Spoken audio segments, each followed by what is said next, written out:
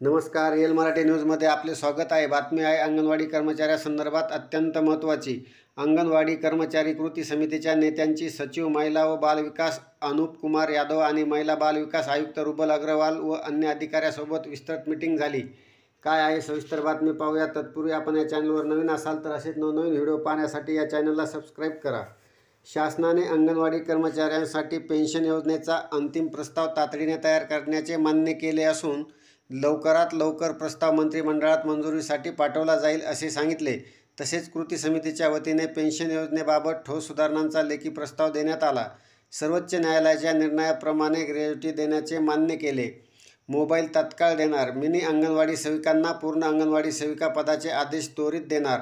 संप काळात कामावरून कमी केलेल्या कर्मचाऱ्यांना कामावर घेण्याचे मान्य केले. तसेच सर्व कारवाई आदेश मागे घेणार असे मान्य केले.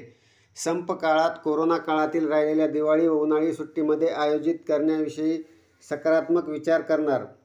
10वी पास मदतनीसांना सेविकापदी थेट नियुक्ती देण्यासंदर्भात निर्णय घेण्यात आला आहे.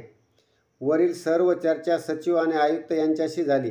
कृती समितीला ही चर्चा आशादायक वाटली. त्याप्रमाणे महिला बाल कल्याण मंत्री आदिती तटकरे यांनी दिनांक 5/12/2023 रोजी झालेल्या मीटिंगमध्ये दिलेल्या आश्वासनाप्रमाणे आशा सेविकांचा मानधनवाढीचा प्रस्ताव मंत्रिमंडळाच्या बैठकीत आल्यानंतर त्याचे अवलोकन करून अंगणवाडीच्या कर्मचाऱ्यांच्या मानधनवाढीचा विषय मंत्रिमंडळात मांडण्यात येईल.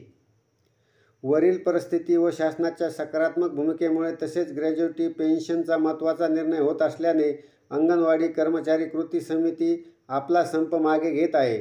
आजच्या बैठकीला M.A. Patil, adv Nisha Shivarkar, Shubha Shamim, Dilip Utane, Datta Deshmukh, Suvarna Talekar, Appa Patil, adv R Maiti Irani, adv Madhuri Kshirsagar हे कृती समितीचे सदस्य उपस्थित होते.